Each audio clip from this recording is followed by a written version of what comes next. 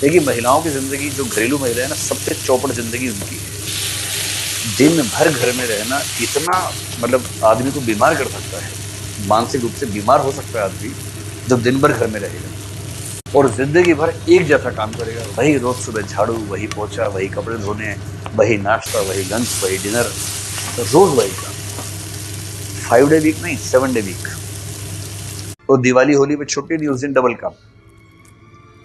House wife से ज्यादा दुर्दशाग्रस्त दुनिया में कोई नहीं।